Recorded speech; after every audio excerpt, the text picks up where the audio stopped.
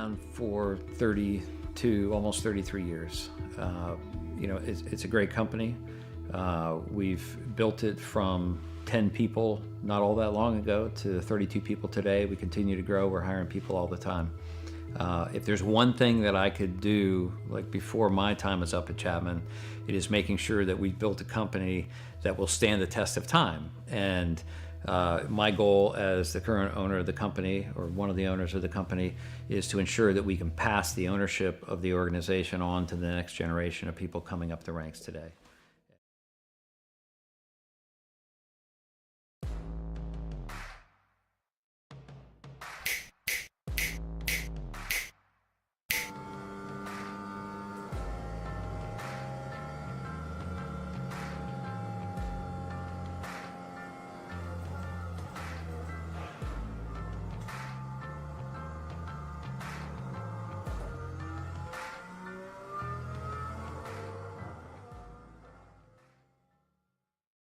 One area of our business where we impact the local communities pretty heavily is the school systems.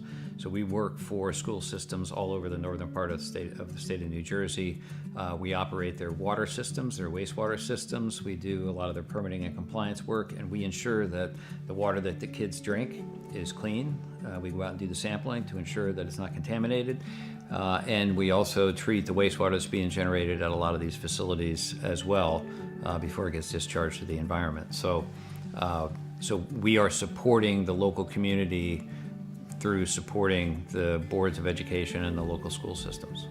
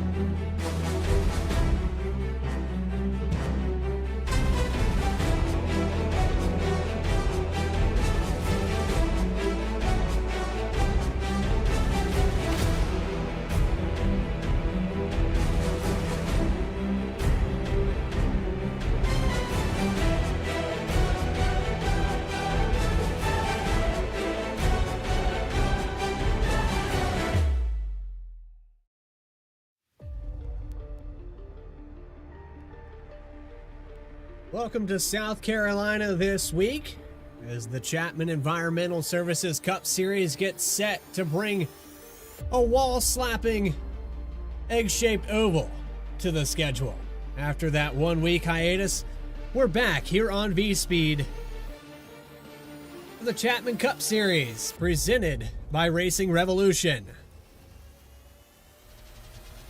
Just a minute shy of the green flag this week for the Flying W 200 from Darlington Raceway, presented by Winnebago.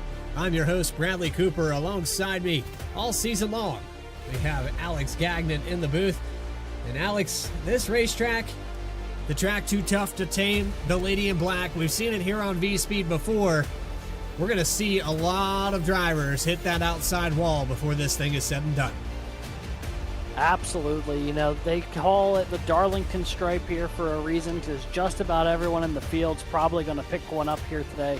Such a difficult track to try to navigate, especially running side by side. And it would not shock me if we see quite a few cars with a big old paint streak running around the right side of the car when this one's done. Of course, 25 degrees to 23 degrees of banking. Different corners on each end of this racetrack, 1 and 2. A little bit steeper banking and a little bit longer of a corner. A minnow pond out of turn 3.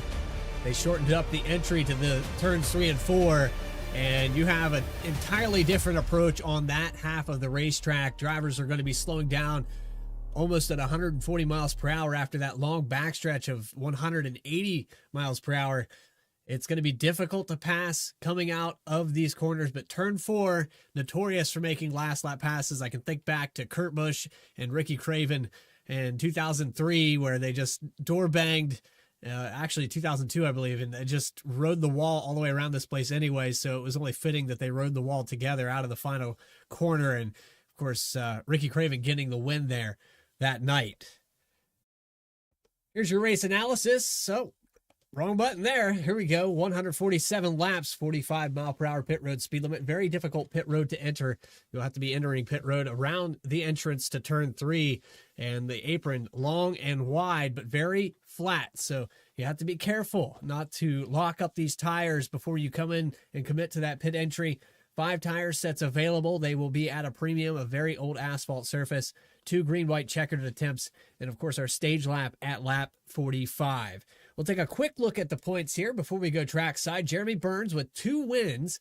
He's holding on to the points lead, and then it's winless all the way down to Kevin Orlando for the top 10. It's Alex Forget who has the 2 wins in 11th position. But for every win that Forget has had, he's had the opposite with DNFs. He's had a rough season so far, and he's looking to turn that around here tonight. But with that, it's time to take you trackside and get that Coastal Financial Pole Award up on your screen.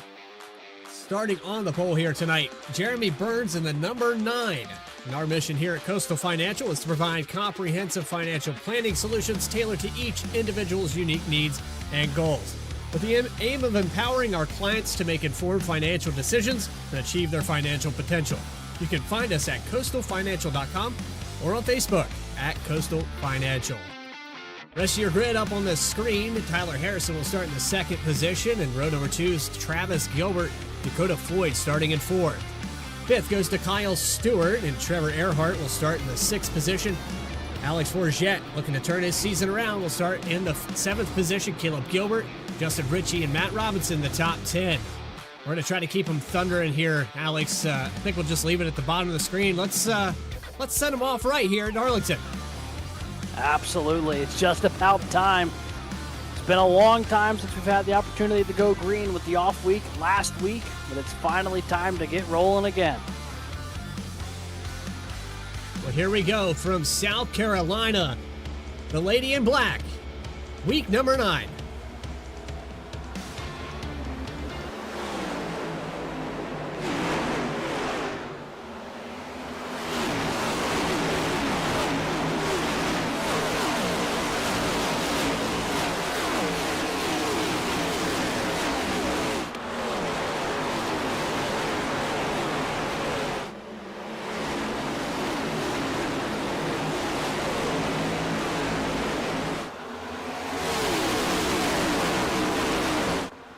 Leading lap number 1 is Jeremy Burns. He has Tyler Harrison on the back bumper, and everyone wall riding all the way back to about 16th position. Yeah, everyone already getting up toward the fence. That's just the way you've got to run turns 1 and 2. A little side by side here. This is Kyle Diaz, Grant Thorpe going the war just outside the top 10. We're on board here with the 51 of Morgan Cook. Watching this battle unfold as they're still going to be side by side coming off of 4. That's where you got to be really careful coming off of these corners. If you're side by side with somebody, you run out of racetrack relatively quickly. We're going to see right here coming out of turn 2 if they can handle it. And they settle it down right quick. You see Kyle Diaz back out of that battle. We got a car sideways in the background. Rob Rader involved. It was Michael Bennett that hit the wall.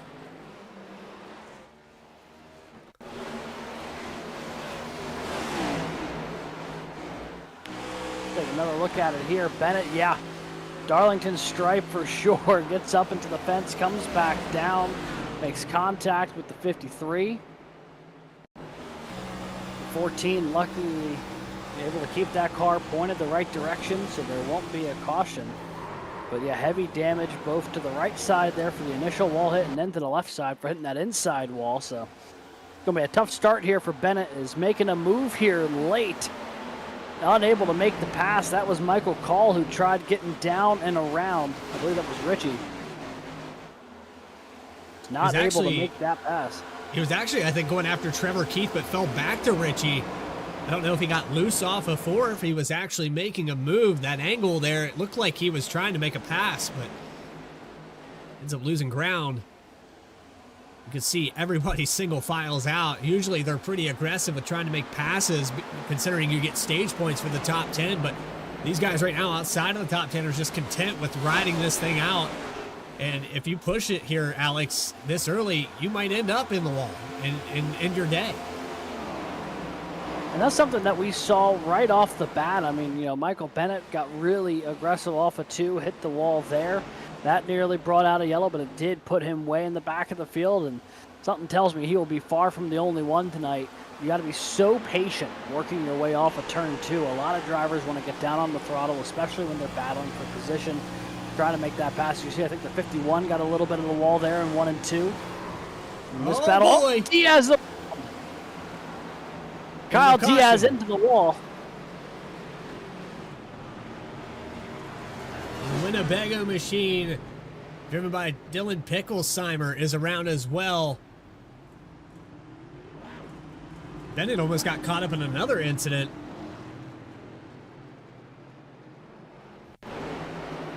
What happened here, Alex?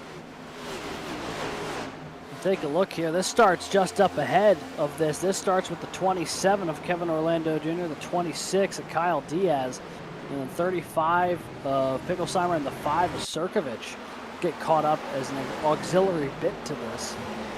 We'll see what happened here. The 51 gets a piece of the wall there through 1 and 2, and as they make their way off the corner, just runs out of room. The 27 tags the back of the 26. They both go around, and honestly, with the way that went, I almost wonder if the 35 and the 5 was a separate incident that just happened off the same corner, because everyone else seemed to get clear for the most part. Take one more look here. Keep your eyes on that black number 35. Gets off the corner, and yeah, I think he started maybe checking up a little bit, and the 5 maybe a little bit less so. A little tough to tell from that angle, but definitely got into each other and flips the 35 around. That's going to bring Jeremy Burns down pit road here. Maybe some fuel-only stops. We'll wait and see how this all shakes out. Yeah, it looks like everyone just topping off with fuel. Tyler Harrison electing to take a 4-tire pit stop. Only 9 laps in. Nonetheless, Trevor Erhardt stays out. Daniel Holloway in the 21. So these two drivers, as we got a Bell South throwback with the Black Rifle Coffee Company on the 41. And I'm trying to think back. Was that Joe Nemechek that drove that at one time? In the 42, yeah. I think. That would have been, oh, I forget the name of the team. It was the team that he then turned into the first edition of Nemco. I forget the name of it, but it was one of those. Shocking that Nemechek didn't do a throwback to that scheme this year, but I understand with brand guideline stuff. But it's a beautiful car, and then there's a lot of fun throwbacks out there today. Obviously, you know, the other car lining up on the front row. Daniel Holloway doing a little throwback there. The late 90s, early 2000s Jeff Burton in the sit-go machine. Casey Waltrip had it as well. Yeah. Yeah, and then you've got, of course, the Casey Kane throwback there for Jeremy Burns. And there's I mean, you just look through this field, there are so many that we will highlight throughout the event here tonight. I mean, you can just see through this field just iconic schemes throughout. There's some fun ones that people decided to run here tonight. It's also a bit of a broadcaster's worst nightmare. Everyone decided to pick different colors for tonight, and I'm having a tough time picking them out of a crowd sometimes. They're going around, and I go, oh, the yellow car. That's, oh, wait, no, that's not who I thought it was at all. Well, there's the car that was outlawed at Charlotte as well. Yeah. I wonder if that car is equally as broken as the original T-Rex car. There was no way that thing was legal originally. Well, here we go. Second time today. Green flag back out at Darlington. Trevor Erhardt on older tires into turn 1. It's difficult to pass. I kind of like this call. Yes, going for the track position move early. And we'll see how it works out here for Erhardt and Holloway. They got a good release on the restart. Settling in the P1, P2. This car is starting to string out behind him. Oh, Grant Turner slaps the fence there in 3 and 4.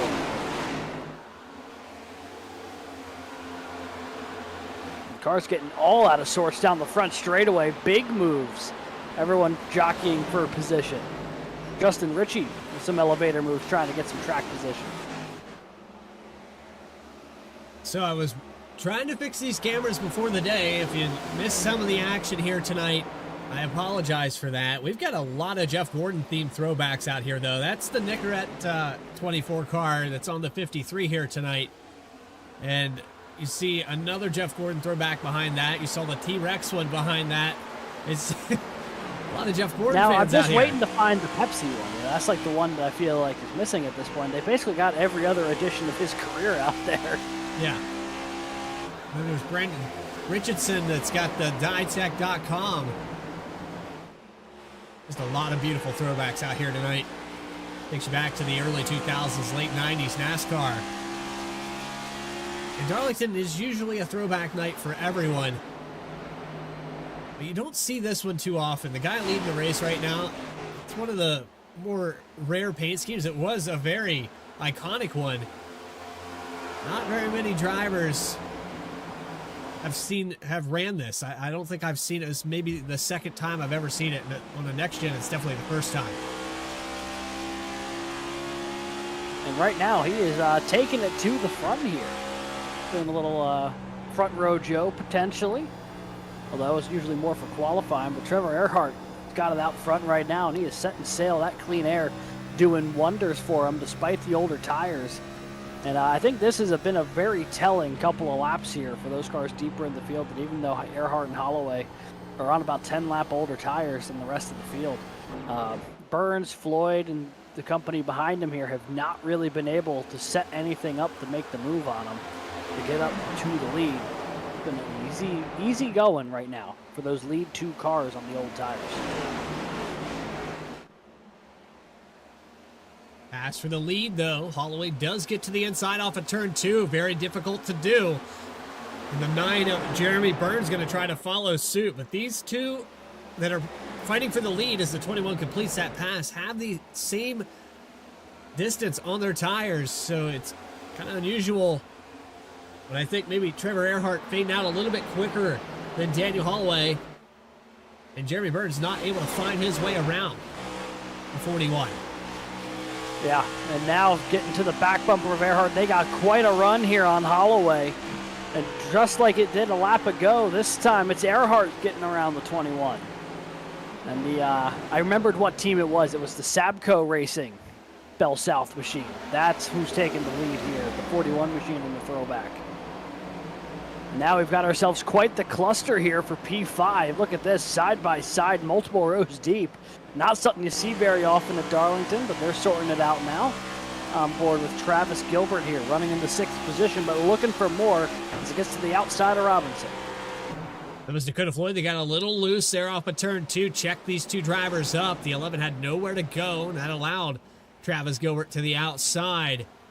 There's occasionally a door opens. Oh, I got a car around. It's the 12. Justice Murphy and Rob Rader sideways on the front straightaway. The 12 going to get towed back to pit road. Heavy damage for the 53. And the second caution of the night is out.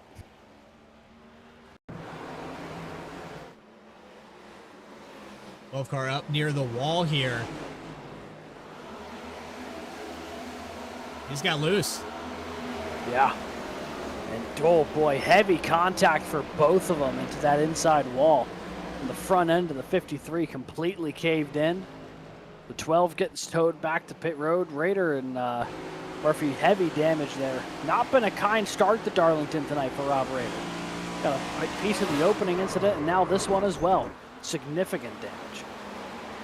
Yeah, and it's, nothing aggressive or egregious. He's just at the wrong place at the wrong time. That's how it was with the other one. He's still trying to get to pit road here.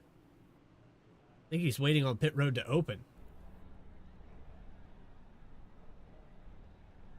It certainly seemed like it, unless the engine blew, but he got around the track just fine to get there.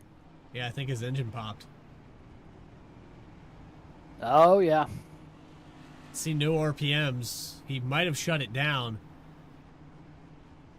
But if so, you got to imagine he would have tried to shut it down going slightly faster if he could. And he's just going to painstakingly roll toward the box here. The one positive thing you can say for Rader is that he rolled off 32nd, so he doesn't have to travel too many boxes here if he can make it. I don't think he's going to make it. He is the second pit stall, but going to come up just a bit short. That is a tough start to the night for Rob Rader. I only laugh a little bit just because of how close he got at that speed, but I was unable to make. But truly, that is a really tough start to the day here for Rob Rader. Didn't qualify great, got caught up in both of the early accidents, and had to, I believe, get towed the extra couple feet here to his box to get damage repaired. Going to seriously put him in a hole. Well, we're getting a lot of emotes in the chat for the 4-time. Some of them hearts, some of them laughing emojis, so I think some people may be a little happy to see the 53 having a struggle here today. Now, certainly not something you see a whole lot as the 53 not running up toward the front of the field, but that has kind of been the case this year. I feel like the 53 really has not had the success to kick off this season that he's had in seasons past. And that string continues here tonight at Darlington in the early going. Line back up side by side with Dakota Floyd, Travis Gilbert on the front row. Morgan Cook finds his way into the top 3. Cook up 11 positions here for this restart. And on the choose cone, Dakota Floyd electing to start on the inside. Very close to our stage break. Remember, at lap 45, we'll be awarding points to the top 10.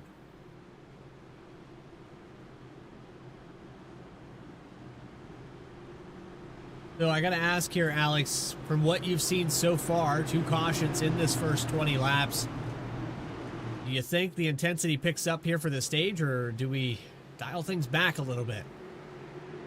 I think we're going to see the intensity pick up, maybe not by choice, but just with the fact that so many people stayed out with a number of people coming down pit road. There's a lot of different tire strategies out there at the moment while we've got about a 22-ish lap sprint to the end of the opening stage of this race. And I think just the natural differential between some of these cars on tires could create some aggressive moves to try to capitalize on having fresh mediums. Lloyd gets a good restart, pulls out almost 0.3 of a second ahead of Gilbert. Got some side-by-side going on back here for the 6th spot. 10 car of Ritchie leaning on the 48 of Johnston. And they're going to lean on each other all the way through 3 and 4. Not giving each other any bit of room, and they'll stay mirror to mirror there. Diving in the 1 now. Stewart drives it in deep. It's a tough move to make. The 48 got a piece of the wall. Checking up what's going on behind him. And now everything getting squirrely back there. People shifting way out of line deep in the field. This 3 wide down the back straightaway. They're still How are they going to 3 figure wide. that out? There's Michael Reed down there on the bottom. They're going to hold it 3 wide. It's not going to work. Very close call here for 25th position. Reed back to the inside here, taking a peek on Kevin Orlando Jr. He gets a nose ahead of him now, but the 27 powers back on the outside. So tough to make a move through 1 and 2 here. It's just such a tight line you have to run. Meanwhile, just up ahead, Harrison and Kyle Stewart. This is the battle for 5th right now, on board with the 45 machine as they plunge into turn 1.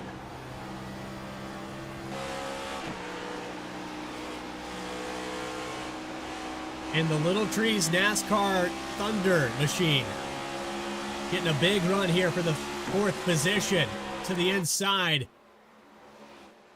Always interesting to see what Tyler Harrison comes up with.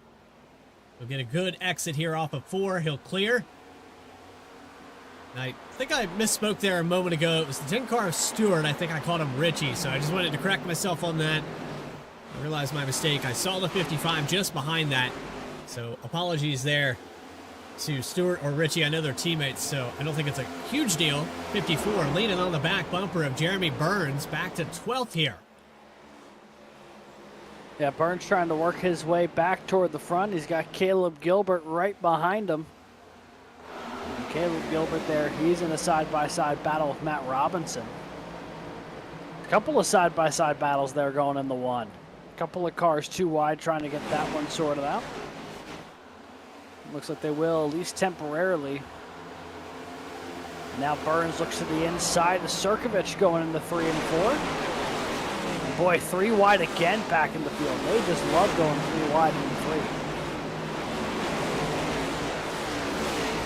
3. Such a narrow groove, and we talked a little bit about how tough this track is to get around. And if you ride on board here with Travis Gilbert, he has no one in front of him here. He got around the 57 of Floyd. And this is what it looks like to ride around at Darlington. That's all the wider it is here through 3 and 4. And if you're not familiar with this racetrack, not only is it an unusual shape, but it has an unusual line. A lot of racetracks, you want to be down on the bottom, and you can see these corners are paved all the way down at one time. And I believe it was the COT, they were using the apron. The car would actually go down there and drive off really well. They would double dime in the corners. But now, if you go down there in no man's land, this car is going to kick out the back end, spin out. You don't want to touch the apron at all. You have to stay up here on the banking. Yeah, the only time really you can even think about hitting the apron is on a restart through 1 and 2 when you're not fully up to speed. But once you're cruising like you are now, if you're Travis Gilbert, not a chance. You got to stay up on that outside end to go right up to the wall and let it carry. As there's a wreck here on the front straightaway. 2 cars around. Alex Forget, Matt Robinson. Just going to try to get it going here. This brings out our 3rd caution of the night. And about our 3rd 8 to 10 lap stint here before a caution. We've had that happen 3 times now. Here with Alex Forget. Let's see what happened exactly. Oh, that's a big stack up in front of him. Oh, and he got hammered there by Robinson. I think the 19 thought he was going to be just fine. And I think someone caught the back bumper of the 11. Played a bit of pinball with him.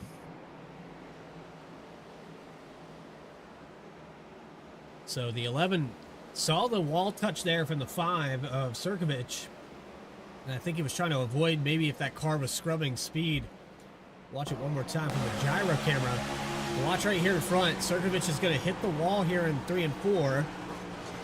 I think maybe bounced off the wall as well in the 11.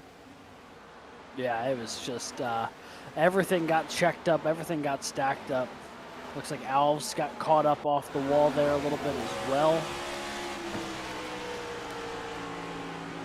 A lot of cars who maybe got a piece of somebody through this, but the only 2 cars who ended up sideways were Forget and Robinson. But you see with this, yeah, contact with the left side there for Alves. That's going to handle or affect the handling of the car a little bit.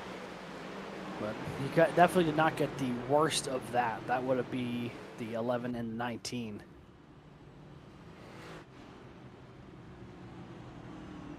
Like you said, that's our 3rd stint of about 10 laps or so. These cautions have been coming right on cue. 3rd one at lap 30. Travis Gilbert, Dakota Floyd still in the front. Morgan Cook, they've held on to the top 3. You got some drivers that are on a little bit different strategy. They didn't pit with that 2nd caution. They did pit with the 3rd one. Trevor Erhardt working his way back towards the top 10. He's now up to 7th. Then you have Michael Call, Jeremy Burns. We're talking about 12-lap difference in tires here for these guys, but a little bit of damage here on the 9 car. I think he picked it up in that last caution. Yeah, he certainly did. He was part of the cars who had that giant stack up. You see cars making their move for the choose. Darlington, one of those places where the choose is pretty critical, because whether you run the inside or the outside of 1 and 2 on that restart, very, very different how you approach that. And if your car can handle the outside, stellar. If your car can handle the inside, especially on the restart, even better. You might be able to capitalize on that back, but if you don't clear them through 1 and 2, you're definitely going to be hurting down that back straightaway. A lot more emphasis on the choose here than at some of the other, intermediate type tracks we have on the schedule.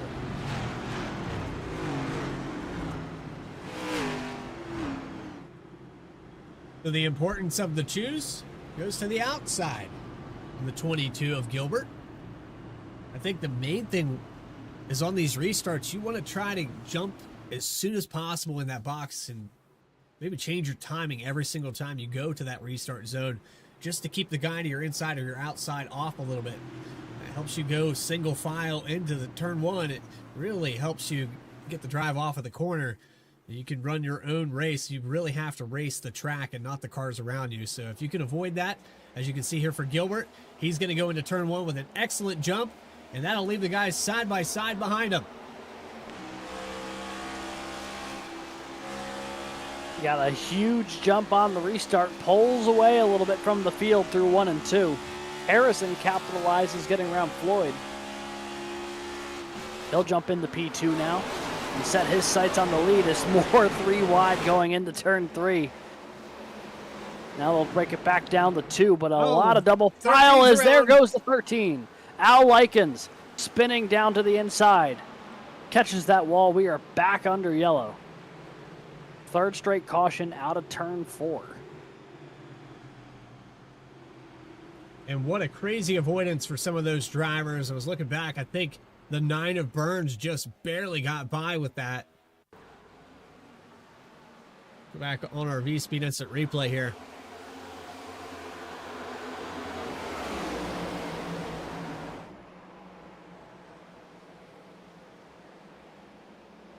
There's a checkup in front of him. There's contact between the 89. These guys just slipped through here. I think that was the 15 of Trevor Keith that just barely made it through that. Yeah. Take an eye here on board with the 15. And you'll see just how close this got. You see Likens spinning up ahead. He dives down low and barely shoots the gap. Just clips the inside wall with the left front, but he really had to shoot the gap there to avoid getting T-boned by the 13, and was able to do so. And he's going to be able to keep himself in running order here. We're coming up on stage 1 in the end here. We still got a little bit of racing left to go, but you are watching the Chapman Cup Series live on V-Speed. The Flying W 200 from Darlington will continue right after this. Chapman's been around for 32, almost 33 years. It's a great company. We've built it from 10 people not all that long ago to 32 people today. We continue to grow. We're hiring people all the time.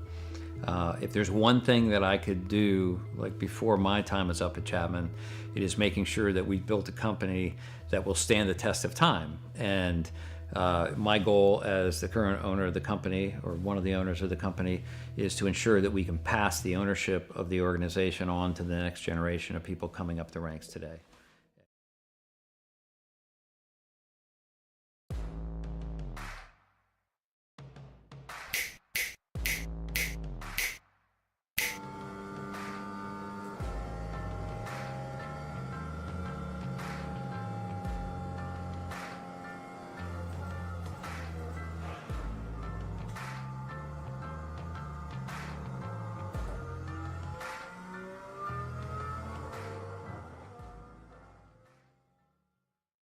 One area of our business where we impact the local communities pretty heavily is the school systems. So we work for school systems all over the northern part of the state of New Jersey. We operate their water systems, their wastewater systems. We do a lot of their permitting and compliance work, and we ensure that the water that the kids drink is clean. We go out and do the sampling to ensure that it's not contaminated. And we also treat the wastewater that's being generated at a lot of these facilities as well before it gets discharged to the environment. So we are supporting the local community through supporting the boards of education and the local school systems.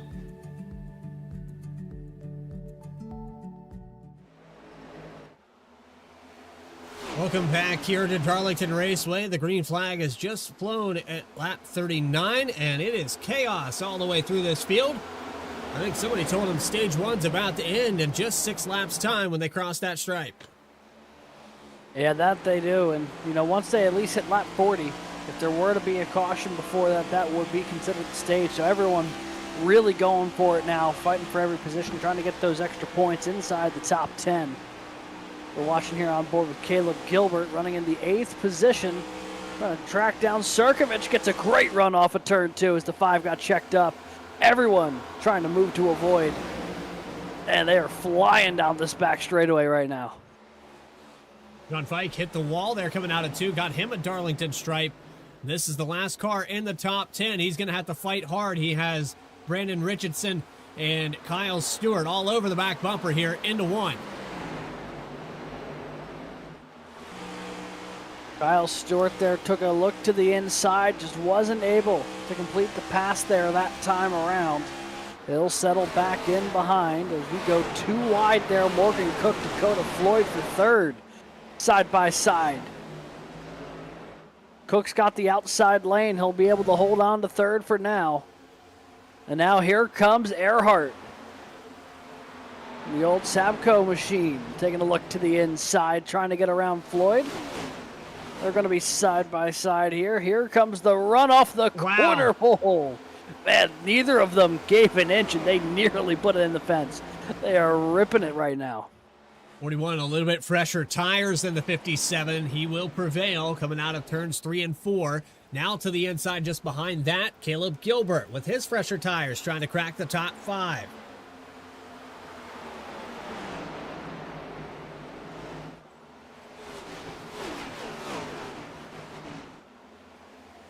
Oh, contact. Almost a bit of contact. They just barely get into each other there, Gilbert and Floyd. The 57 trying to hold on to the top 5 spot here. Here goes Gilbert, though, to the inside. He's got a nose down. And I have a feeling he's not going to be going away anytime soon. And he'll settle back in behind. Erhardt is cleared Cook for 3rd. And that 41 is not going to be able to get himself back up to the lead here by the time the stage ends, but he has made short work in the top 10. And the 41 is going to get himself some quality stage points here at Darlington. He's running really well right now. Here we go for the white flag on stage number 1. Travis Gilbert, your leader by about 6, almost 7/10 of a second. Tyler Harrison just behind that. Looking like good solid stage here for Harrison and Gilbert. They are far enough ahead, it's not going to matter.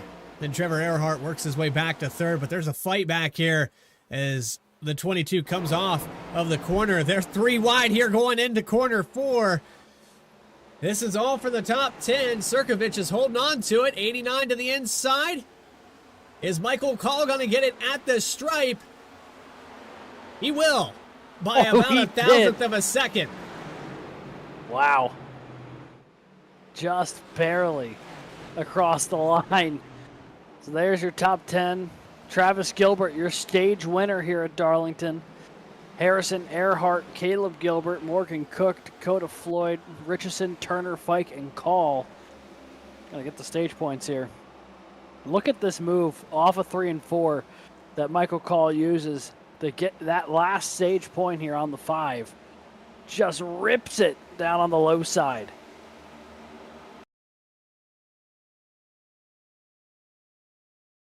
That's all he needed right there.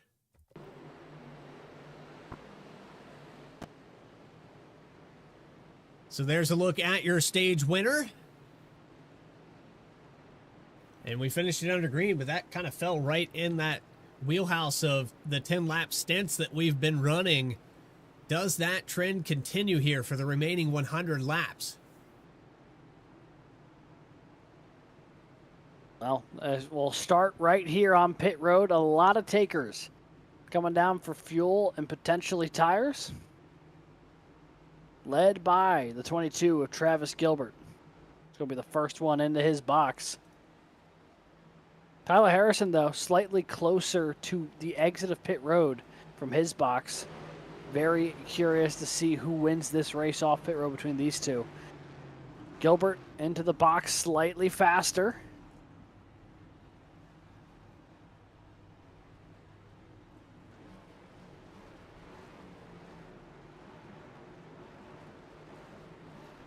I think 22 is going to be down and away just in time here. It's going to be close. Yeah, just got him. And Erhardt's going to come out 3rd. Long stop there for Jeremy Burns. I think he's trying to get some damage repaired. And the 9's going to lose a ton of track position.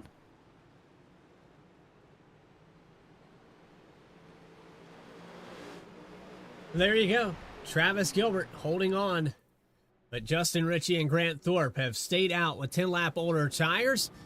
And that's going to take us to another quick commercial break here on V-Speed. Again, you're watching the Chapman Cup Series, the Flying W 200. More coverage in just a moment.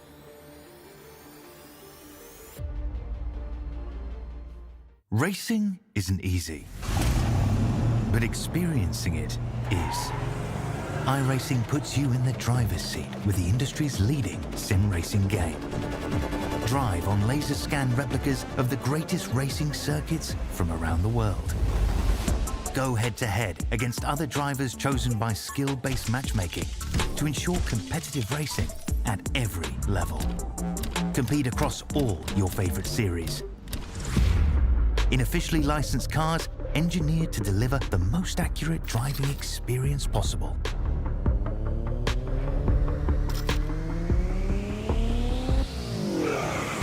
Join a race or host your own with players from across the globe. Race against the computer or in a league with friends. Feel the thrill behind the wheel. Visit iRacing.com.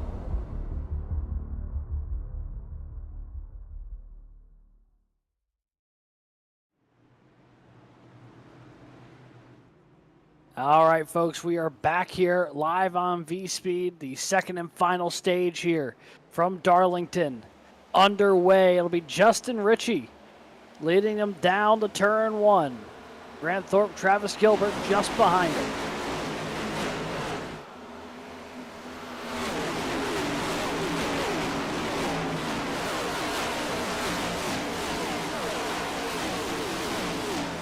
And as they thunder down the back straightaway, things are getting dicey here for position. John Fike caught in the middle of it all. Bresnock just in front of him.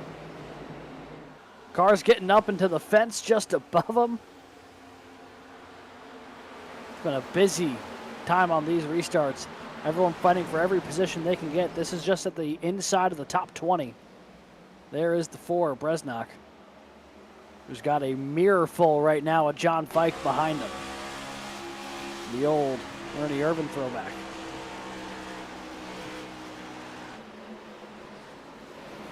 Sterling Marlin drove that car. Bobby Hamilton drove that car. There was a lot of iconic names that were in that machine. A little bit of Mike Skinner action late in the game as well. Yeah. Would love to see the square D55 on Justin Ritchie's machine. He missed an opportunity.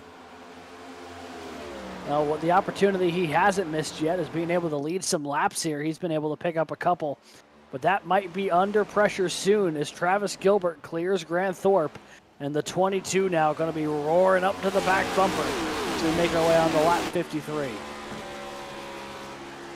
Looking here on board with the 55, Gilbert won the stage. He had brought it down pit road, and everyone behind the 55 has fresh tires right now, with the exception of Grant Thorpe. You got to be feeling a little bit lonely here if you're the 55 car.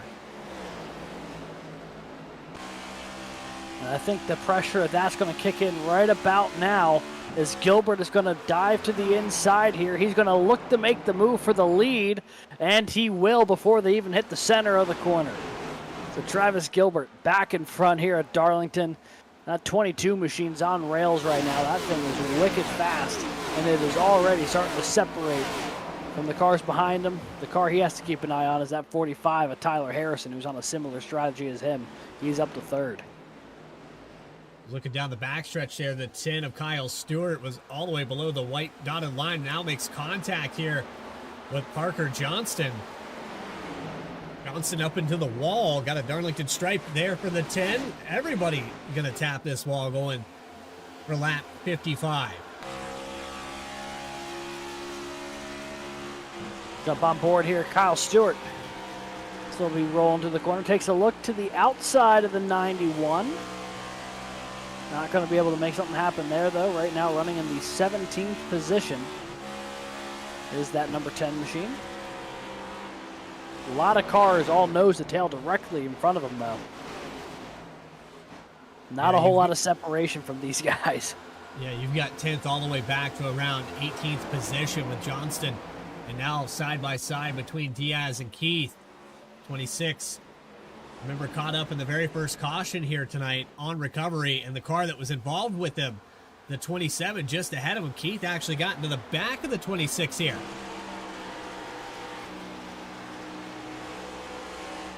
Taking a look off the back bumper, looking at that 15 machine of Trevor Keith. We'll see if the 15 is able to generate a run down the back straightaway this time around. Diaz about a 2-car length advantage. See Kevin Orlando Jr. breathing down the neck of Jacob Sirkovich just ahead of him. You see here leaning off the turn 4 wall, man. There is some crazy speed they're carrying out of the corners here. Very much a driver's track, Darlington. It really separates who's got it and who doesn't here tonight. As you see now, oh, Orlando looks to the inside of Sirkovich. That almost ended disastrously. And they keep it together. And it's not done yet as they go into 3 and 4. They're going to lock doors here off the corner. 27 holds it tight and wiggles loose for the 5 of Sirkovich. This is for the 10th position. We're going to look 3 wide into turn 1. Oh, I'm glad the 26 thought better of that. And now the 27 still to the inside of Sirkovich here, trying to get that run. Here comes Diaz with a great run out of the corner. He's going to get right to Orlando's back bumper. Does not make contact with him. Orlando's going to take that spot over Sirkovich. They are slicing and dicing right now. It's a fantastic battle we're watching here around the 10th position. There's a side by whole side host just of cars behind that here. behind him there, yeah. There's Mike and Johnston going side by side for 19. And just in front of that, Alex Forget in the 19 machine. He gets by Kyle Stewart for the 17th spot. Orlando finally gets around the 5 of Sirkovich to crack the top 10. He's got a tall order in front of him. It's about a full second to catch up to 9th place, Caleb Gilbert. Yeah, he's got his work cut out for him here, but at this point, open racetrack, which means he should be able to set some good times if he's going to force the issue. And especially get some distance from behind him as Diaz and Sirkovich now side by side. Gonna try to make a move here off the 4. Man, it keeps getting really tight off the corners here. There's not a whole lot of room to make a pass if you don't complete it diving into the corner. 91 of Reed had to check up for the 8, Brandon Richardson, and the 88 of Chris Nail got into the back of him. A little bit of damage on the 88, and he's going to bounce off the wall again. The 88 really just trying to hold on to it here. You can see some pretty hefty front-end damage to the nose of Chris Nail's machine. Right now running in the 18th spot. Trying to hold on to it over Parker Johnson, who's lurking behind him. You can see right in the center of the nose, it's pushed in, and that was the contact with the back of Michael Reed. And I don't know if we can go look off of that. Oh, got a car around. Into 3, spinning. He's locking it down. Oh, does that bring out the yellow? Doesn't look like it for Grant Thorpe. Man, that was a close one. He locked it down hard.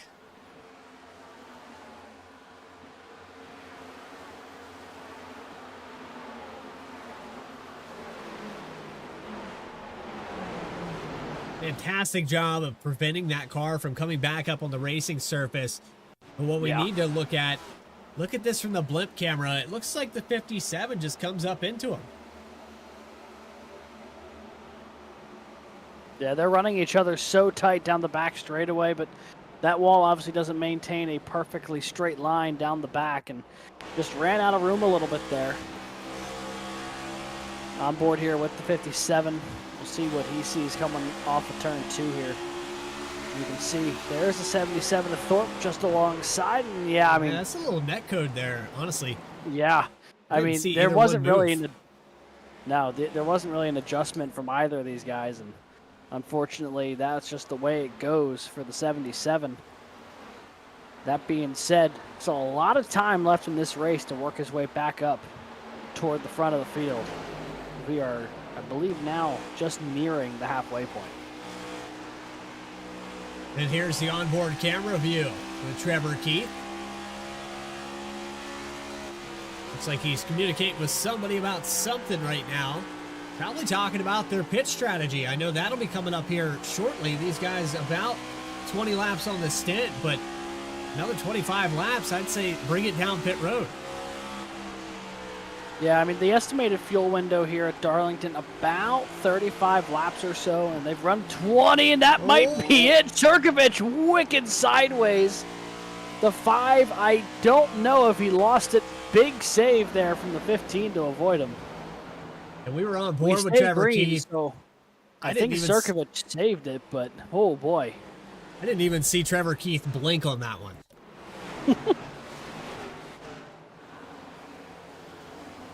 Oh, big time up into the fence for the 5.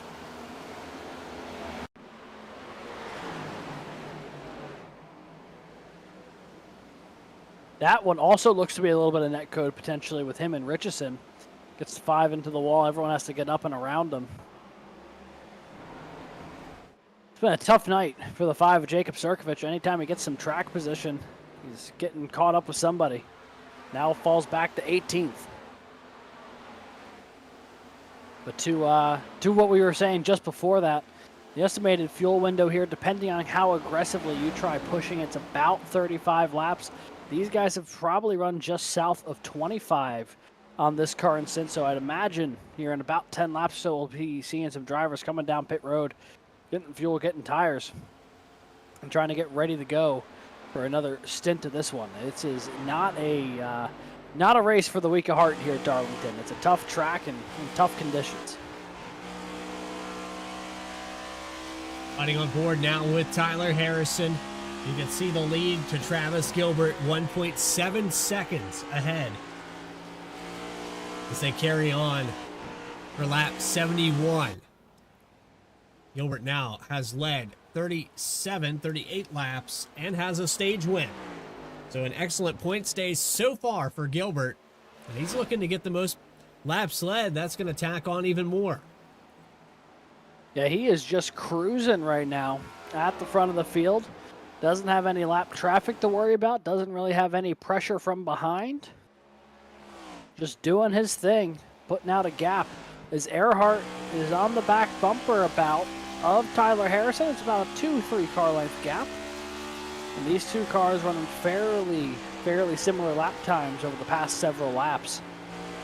But they continue to just slowly slip away from race leader Travis Gilbert. Right now, trying to figure out the magic for both of them, what they can do on the impending green flag pit cycle to get that track position back over the 22. They have about 2 seconds of ground they need to make up, and then you jump back here. A good little battle brewing for 4th. There's Morgan Cook, who started 15th here today. He's up to 4th, and he's got Justin Ritchie and Michael Call just behind him. It's been a good run here so far for the 51 machine. Been a good race overall for most of the drivers that started in this top 10. Morgan Cook, the biggest gainer so far, and actually I say that Christopher Schaefer is going to go by, get 12 spots gained, trying to go around Cirkovich. Here's an unusual take though. Here's a driver with the tied for the most wins this season, struggling here tonight. It seems like all the drivers that have had success in previous seasons here, Alex, they're not having a good one here tonight at Darlington. Well, you can also see, I mean, obviously, Rob Rader out of this race effectively. He's still on pit road, now 54 laps down. But even like for Jeremy Burns' case, you can see how significant that right front damage is.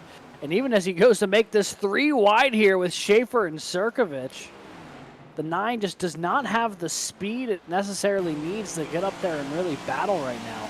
And it's just bleeding track time to some of the cars in front of him. Now falling back all the way to the 19th position, and you see Likens go on by. And now Burns going to just try to find a way to get to this pit cycle and try to get a little bit of that damage repaired, but under green, that's going to be a tall order. As we ride on board in the 19th position, trying to get around Jacob Sirkovich, and Sirkovich has had some struggles of his own. Remember, he got caught up in a couple incidents to begin the first stage, and he too has had damage for about 90% of this race so far. 76 laps into this thing. Travis Gilbert 2.5 seconds ahead. Tyler Harrison about to be passed. Justin Ritchie, I think, had a problem. No, coming down pit road.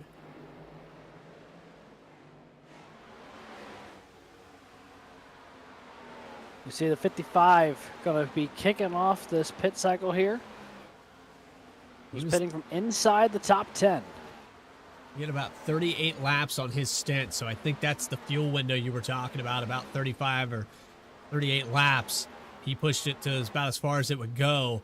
The rest of this field, they're just shy of 30 as they cross the line, so I think within the next 5 laps, you're going to see the rest of this field come down as well. Yeah, talking with some of the drivers, they were saying that this is particularly one of those tracks where, depending on how hard you push it, really fluctuates the amount of laps you can get out of the tank. You know, if you're just ripping it full speed lap after lap, it's a little under 35, but if you really kind of let it coast and hang a bit, you can save fuel a lot around this racetrack.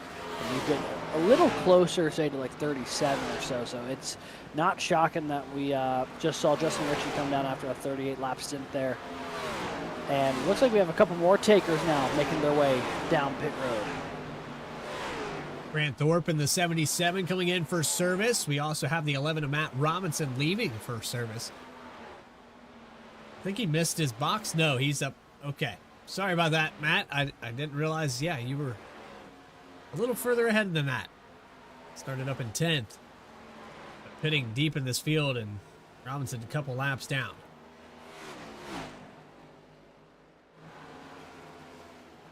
Are in the wall just in front of your leader. Oh, boy. That's a moment where you really clench up there for your race leader, Travis Gilbert. Goes to go around the lap car of Joe Joya. And right as he got to him, at a really vulnerable place there, right at the exit of the 2, the 7 slapped the wall. There was almost nothing that the 22 was going to be able to do about that. Fortunate break for the race leader.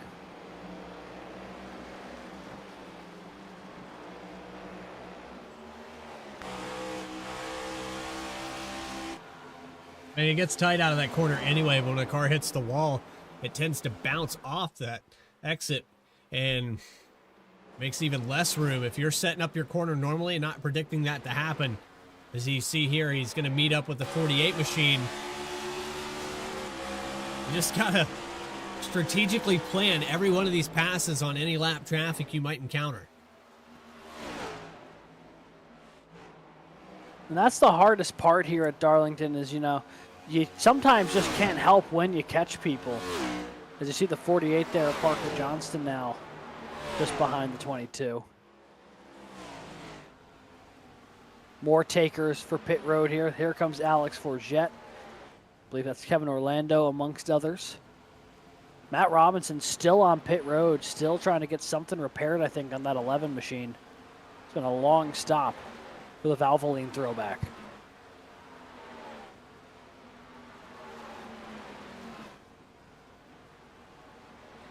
Are exiting pit road. That is Kevin Orlando, as you mentioned before. And a little bit all over the place here is now Jacob Sirkovich and the 24 machine of Nick Alves are coming down for service. More and more takers here in the window.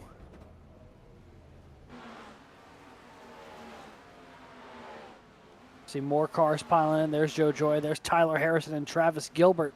The race leaders have come down pit road as well. And this effectively means everyone's in full scramble. Here comes Trevor Erhardt trying to get slowed down on the apron. The unique pit entry here at Darlington, incredibly difficult, like you alluded to earlier there, Bradley.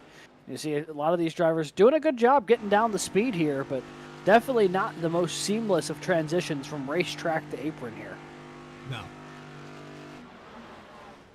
No, it is not. Down and away here for the 45 of Harrison. Christopher Schaefer going to stay out another lap. And Trevor Erhardt, Morgan Cook now getting to the box.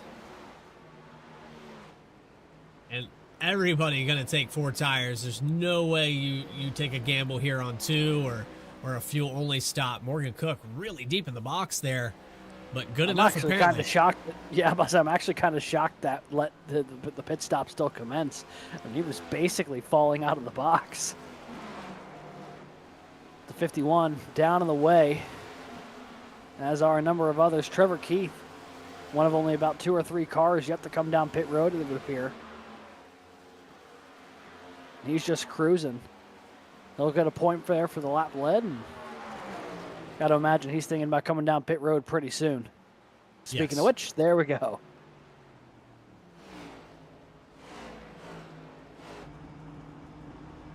That's Parker Johnson just in front of him there.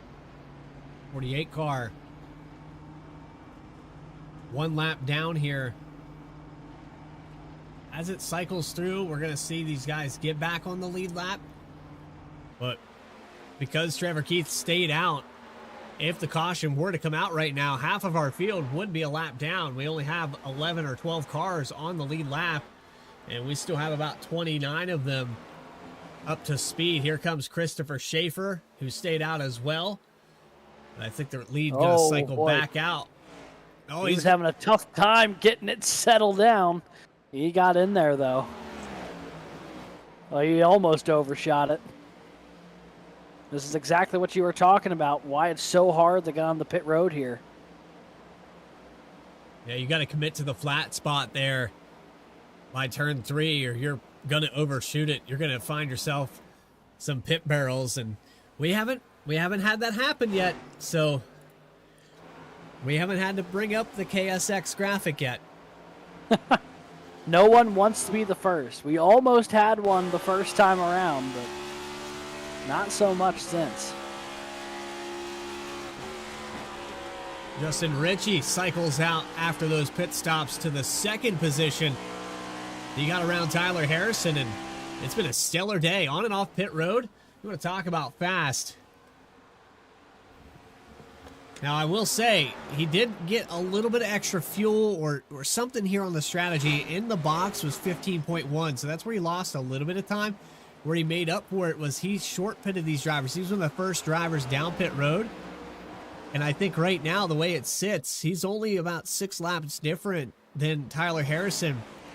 I think he's going to be okay. It's just so difficult to pass. I don't foresee him getting, mowed down by the rest of this top 5. Yeah, nor do I. Right now, a healthy 6.5 second lead for Travis Gilbert after the pit cycle. Richie Harrison, Erhardt, Forget now your top 5. The 19 doing some good work to get some track position. Orlando, Cook, Floyd, Gilbert, and Diaz runs your top 10. There's the top 10 going by on your screen. We jump on board with the 51 of Morgan Cook. Currently running in that 7th position, just behind the 27 of Kevin Orlando Jr.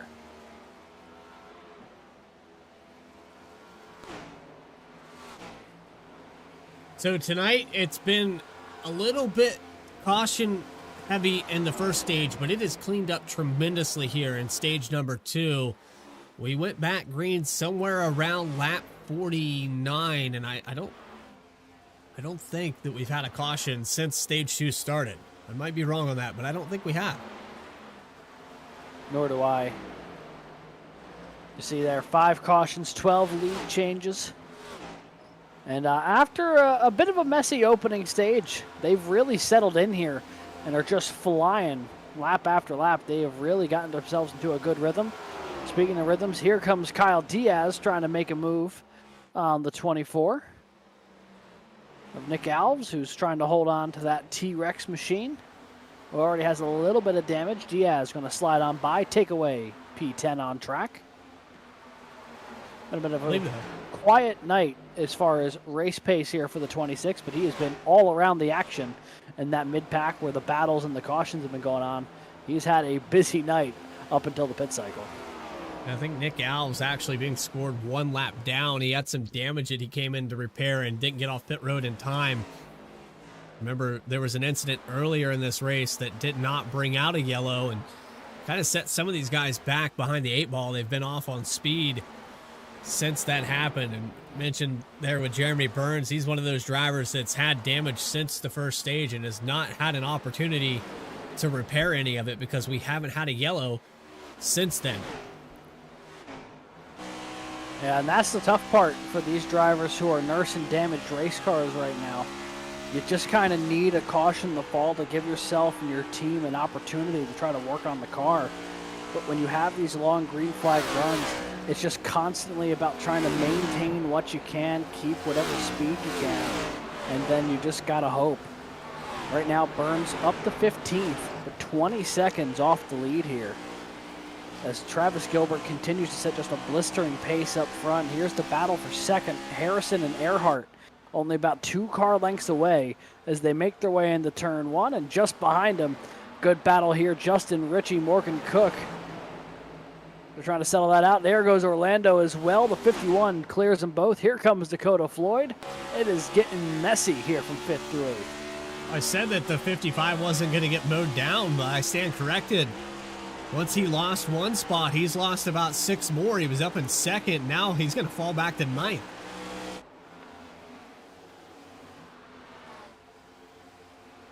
And as he settles back in here, he's got about a 2-second gap back to Caleb Gilbert. But with the way those positions fell to 5th through 7th, got to imagine the 55 is just going to try to hold on here. Him clipping the wall there is not going to help either.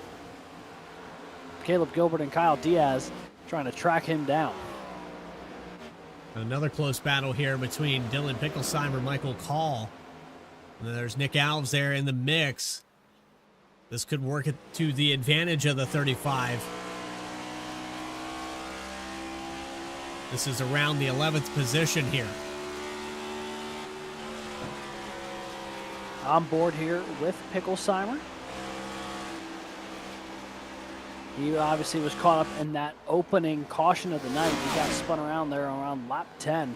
He's trying to dig himself out of that hole ever since. He's running 12th. It's about as high as he's run all evening long. As you see there, he clears the 24. Alves right now just trying to hold on to it, hoping for a yellow. Try to get himself maybe back into the hunt here somehow. Right now, if there were to be a yellow, Brandon Richardson would be your free pass car. He's running in the 19th position. Only 18 cars are made on the lead lap, and that is about to continue to decrease because I got to tell you what, Travis Gilbert is closing in pretty rapidly on Grant Thorpe and Chris Nail. Well, this goes back to when did you pit, right? Some of these guys stayed out a little bit longer than others. Some of them came in early. For Chris Nail, I think it's just a matter of damage. The 88 car definitely had top 10 speed, but it's after that contact there with the 91 of Michael Reed, he doesn't have that speed down the straightaways, and he has lost a ton of ground.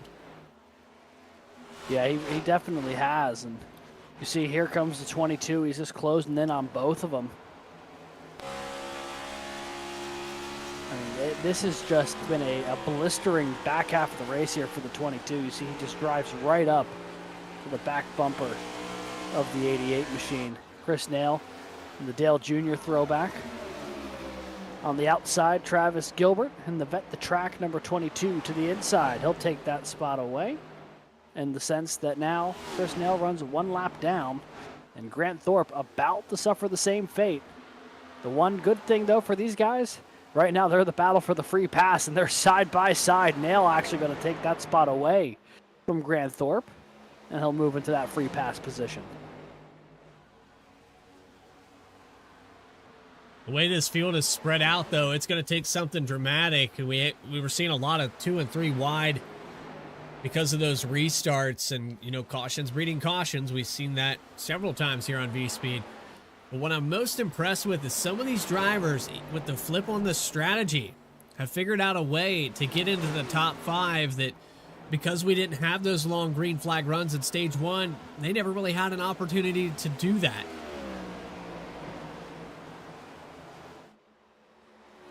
We take a look here at the 19 of Alex Forget.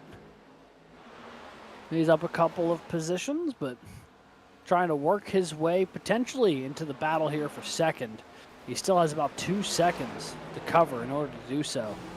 So right now he's on the back bumper of the 7 of Joe Joya. Kind of caught him in a bit of an awkward spot there in 1 and 2. This might just be my hot take, but I think catching a lap car in 1 and 2 is about the worst thing you could have happen here at Darlington, because that's just such a narrow line that it's really, really difficult to make that move through the corner. But if you're able to get a good run off, it becomes incredibly easy to do so down the back straightaway. But to what you were saying earlier, it's so timing dependent. You know, it's so important you catch them at the right spot, because I don't think that was the case there for the 19. And look how much closer now Morgan Cook is to the back bumper. He's closed into about 3 car lengths behind when it was about 6 about a lap or 2 ago. Yeah, turn 2 exit is probably the worst place imaginable to try to pass anyone. But if you have a car that's struggling, getting tight, and it's a lap down, they tend to gravitate towards that. It's almost like a magnet on that right front tire towards that outside wall. And if you're to their inside, it's almost a guaranteed wreck. I've seen a lot here on V-Speed.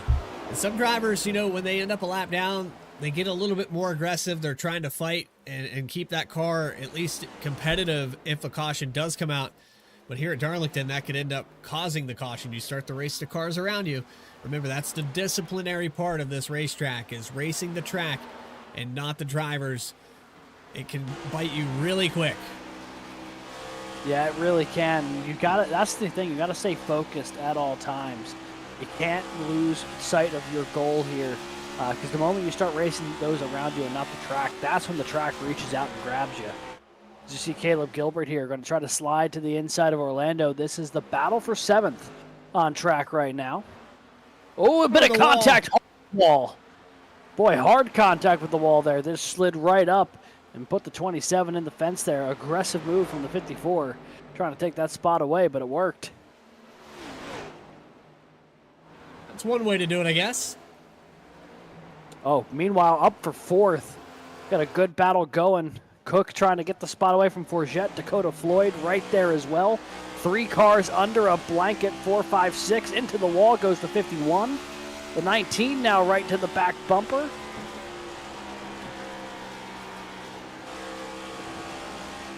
Alex Forget trying to fight back here. Cook got a little bit tight off of 4. Light scrape with the wall. Would expect nothing less from Darlington. But you don't want to do that too many times. Now the 57 of Floyd going to go to the inside. I was just mentioning there earlier, though, with the 19 of Forget. He started in 7th, but got caught up very early in something. He's had to claw his way back here, and that's why I think, because he short pitted a little bit just to get that track position. We still have one more opportunity down pit road here, Alex, and I think we're going to see it even shorter than what we saw last time. Yeah, I think you're right. It's going to be interesting to see where they decide to pit here, because obviously they cannot make it to the end, but they don't have to stretch this full length to then make it a full length run to the end. They can cut it somewhere in between. But with how spread out that opening pit cycle was, I mean, they were coming down pit road over the better part of 10 laps. I mean, some of these cars could probably stretch their fuel window all the way out and then have a full run to the end. Others could try to cut this thing in half and then run about another 25 lap stint to the finish. Be really interesting to see who decides to do what on pit road as we're taking a look here. I mean, this is a pretty good battle. I mean, Kyle Stewart, Michael Reed, the 10 and the 91 going at it here, but they have bigger fish looming in the mirror right now.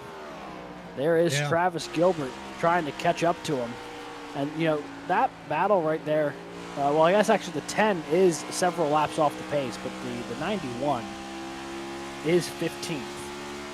And he's in danger of going a lap down here in just a moment as Travis Gilbert continues to pick off the tail end of the field one by one. Yeah, Michael Reed, the last car on the lead lap here in the 15th position. Then it's up to John Fike. And Fike has been navigating through his own lap traffic. We got cars coming down pit road here. There's the 55 of Justin Ritchie. And he was one of the first cars who pit the last time around. He'll be one of the first cars to make it here. And from this spot, he is able to make it to the tail end of this race. Fuel window about 35 laps-ish on average. Gets you to about 150 from here, so he'll be good to go to make it to the finish. And he's not the only one. Looks like I think that's Grant Thorpe in the box as well, as Richie overshoots the box. Oh, sorry, that's Trevor Keith, who's coming down pit road with the 55. Also have the 5 of Jacob Sirkovich. I think that's Kyle Diaz. Yes, it is, in the 26 machine. Not the greatest angle in the world to look at pit road, but, you know, with the new lighting, it is beautiful, so we'll give it that. That we will. It's also one of the more uniquely shaped pit roads out there on the circuit, with this track being as old as it is. Some unique setups for where cars can get on and off of pit road. You see Gilbert there going to go by Alves, the 24, now going to be 2 laps down. You're talking about a unique pit road. The back straightaway used to be the front stretches of this racetrack. You can see right there, that used to be pit road on the left-hand side of your screen. Just shows how much has changed here over time. The one thing that hasn't, just how difficult it is to run this racetrack, as Travis Gilbert going to pit from the lead here with just over 30 laps to go. The time is now for the money stop for the 22 crew. Came into pit road with a healthy, about 9-second advantage. Curious to see what Erhardt or Harrison tried to do here to get some of that track position back, with the 22 already down on pit road. I wouldn't go more than 1 lap past. I mean, I'll overcut 1 lap, but I wouldn't go more than that. I think right now they're already hurting. They were 7 seconds, almost 8 seconds back from the 22. They stand to gain nothing from this. It's unfortunate, but sometimes we shout at drivers from the broadcast booth, and I think going out an extra 2 laps, you're just going to lose more time here.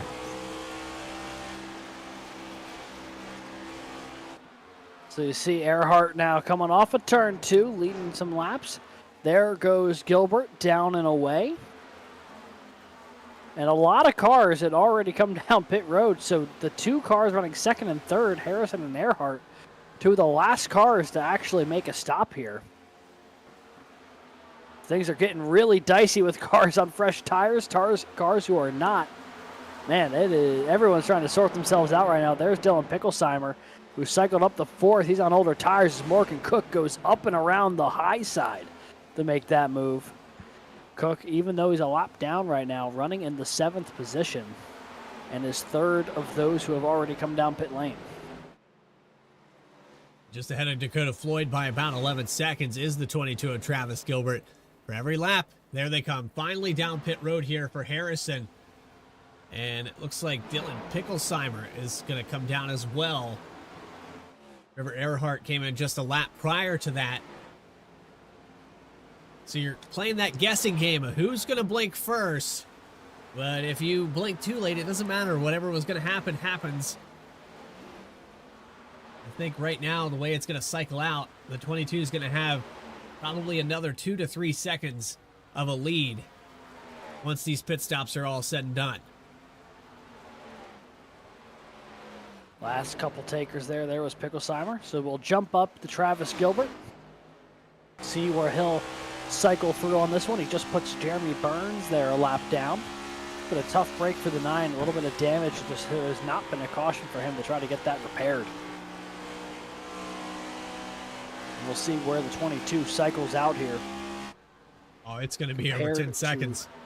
Yeah, I mean, he has got a healthy advantage here over Erhardt. Floyd just gets ahead of Morgan Cook through that pit cycle. And then Forget, Harrison, Diaz, Caleb Gilbert, Justin Ritchie, Kevin Orlando, your top 10. Everyone has come down pit road for what could be the final time tonight here from Darlington. So we'll go to the old blimp cam. Quick commercial break here. We will go back live and racing uninterrupted for these remaining 20 laps. It's the Flying W200 from Darlington. Clean and green for stage 2. Back with more right after this.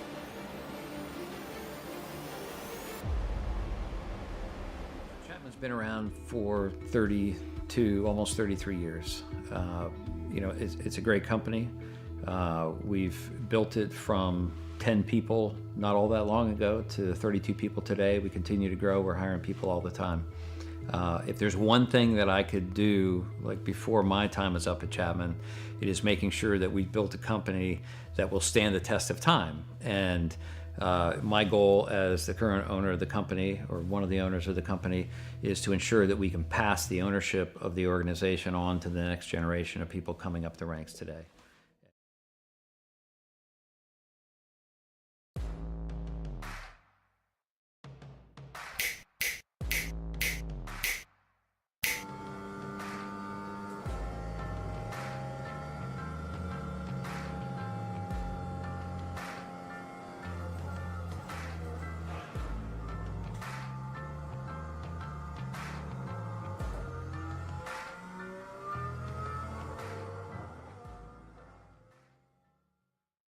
One area of our business where we impact the local communities pretty heavily is the school systems.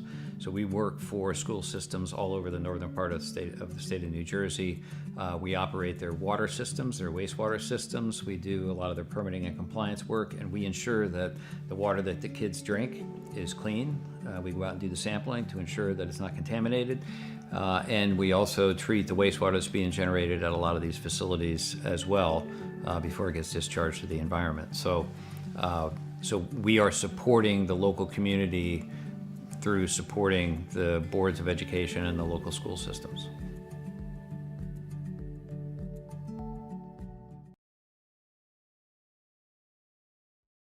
Racing isn't easy, but experiencing it is. iRacing puts you in the driver's seat with the industry's leading sim racing game. Drive on laser scan replicas of the greatest racing circuits from around the world. Go head to head against other drivers chosen by skill-based matchmaking to ensure competitive racing at every level. Compete across all your favorite series. In officially licensed cars, engineered to deliver the most accurate driving experience possible.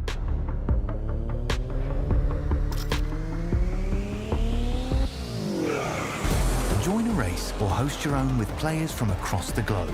Race against the computer or in a league with friends. Feel the thrill behind the wheel. Visit iRacing.com. Welcome back here to Darlington Raceway, where the caution is out. You're looking at the tail end of an incident between Trevor Keith and Justin Ritchie. Dial this back on the replay one more time. But yeah, coming off of 3 and 4, they got side by side, and it looked like kind of what we saw earlier with Dakota Floyd. I forget exactly who that was, but those two drivers went around as well. I think it was Grant Thorpe. Grant Thorpe, yeah, it was the 77. But the 15 and the 55, almost identical here. This time, though, just on the front straightaway. Got things a little bundled up, and it was just after the pit cycle. So we are back under green, just over 20 laps to go here from Darlington. Travis Gilbert has got the lead still, but that big advantage that he had built up, now he's going to have to reopen it up as Erhardt, Cook, and Floyd look to try to reel him in. We saw Harrison fall back to 5th here. That was after the pit cycle, so some of these drivers didn't get the full motion back after those pit stops under green flag to get their positions back. It kind of fell at a weird time, and so with Trevor Keith and the 55 of Justin Ritchie, they're going to be set back deep in this field. But that does also allow some of the opportunities for drivers like Alex Forget and Jeremy Burns to get back on the lead lap here.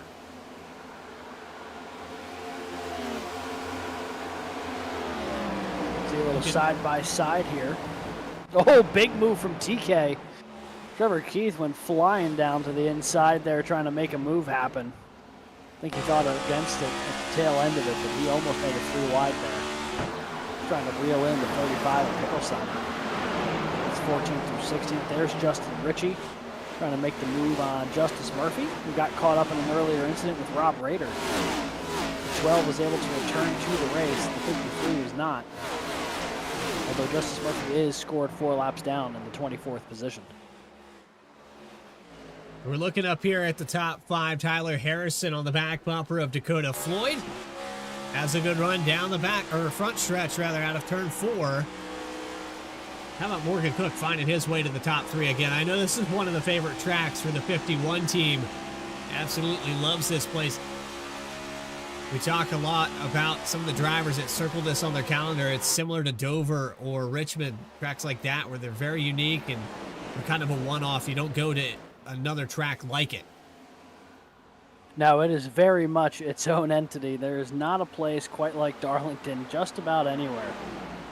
Which part of what gives this place such a cool atmosphere is that not only is this place, one of a kind, not even both ends of this racetrack are the same. Each corner here is kind of one of a kind compared to a lot of other places.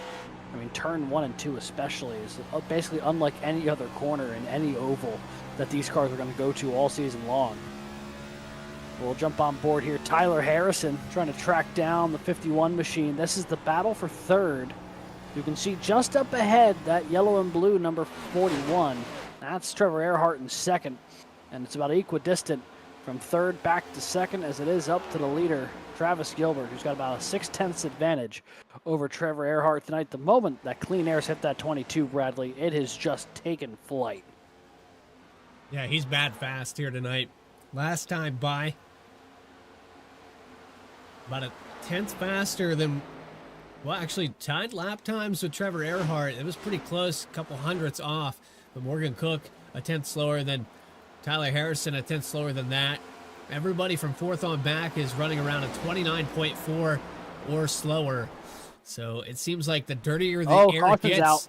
Oh, we got Trevor Keith around again. The 15 comes to a stop here, the inside of turn 3. And the 15 has brought out the caution here with just under 15 laps to go. It was up with Picklesheimer and Reed, and oh boy, the 91 all out of sorts, collects the 35 and the 15. And that is a long skid for Trevor Keith, who slides all the way to the entrance of turn 3 from the middle of the back straightaway. But it starts here, the 91 just gets all out of sorts here after a little bit of wall contact in 1 and 2. Comes back up, clips the 35 into the wall, and there's how TK goes around as well.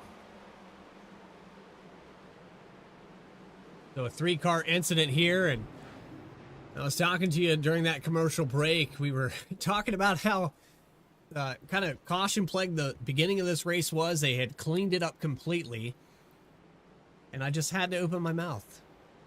I think yeah. That's what it was. I think I jinxed it.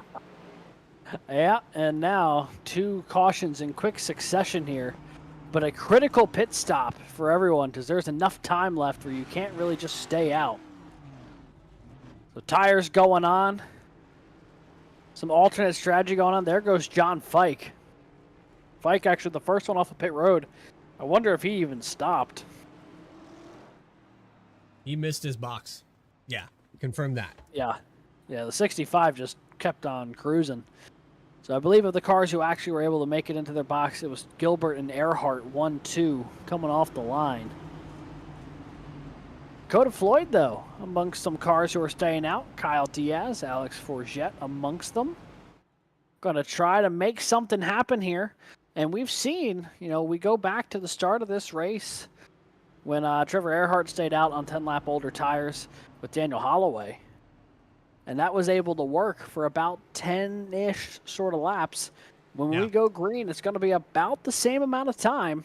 And Floyd's had good speed tonight. This is a daring call from the 57, but honestly, I like it. I think this gives him his best chance of going to victory lane here tonight. Track position so critical here at Darlington. So for bringing out that caution, Trevor Keith getting an EOL penalty, I believe. He's also a lap down. This is an interesting call. I think I like it. He has a little bit of a cushion here with Forget and Diaz. However, if we get another caution, that could seal the deal here for Dakota Floyd. He needs one more caution, I think. Still a tall order with over 10 to go at the line. But if you shave off another 4 or 5 laps of this race, I think it's doable. The field stacked up here. It'll be Floyd, Forget, Diaz, Gilbert, Fike, and Erhardt, your front three rows. Pace car going to peel away. When they get going, it's going to be just over 10 laps left. About to get really interesting here in South Carolina. Into the Geico restart zone. Dakota Floyd, a little wheel spin, but a good restart. We're back underway for 10 laps to go. 11 now. Oh, Floyd way up near the wall. I think he's overdriving it a little bit here, but he's going to get it back down to the bottom. That's what he needed. And Harrison gets loose, holds on to it. Oh, and he had a mirror full of Fike there. Going through 3 and 4. Everyone trying to keep this thing rolling. Cook up into the fence, battling with Orlando. And up at the front of the field, I mean, Alex Forget right there knocking on the door of Dakota Floyd. He's also got a mirror full of Travis Gilbert. This is the battle for the lead. It'll be 10 to go next time by. Here comes the 22 with the head of steam down the back straightaway. When I said, I think Floyd needs a caution to come out, but now it's too little too late. I think the inevitable is going to happen.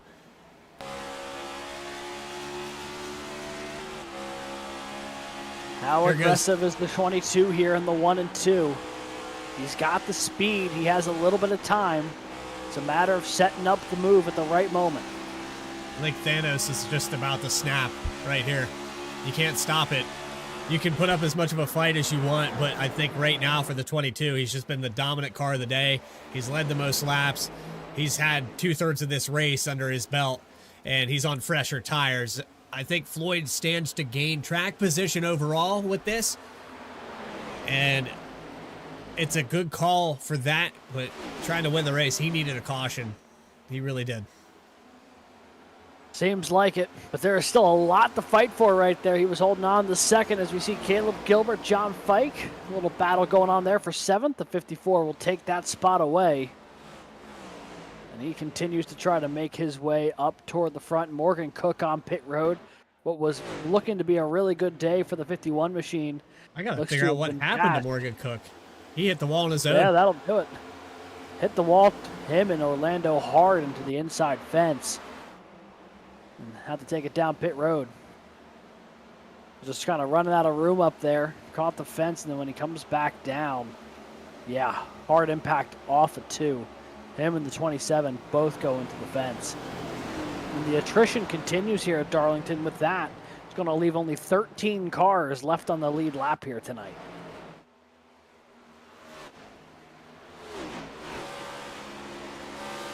Looking off the back of Dakota Floyd, he has fresher tires behind him again with Trevor Erhardt. This is for the 2nd spot.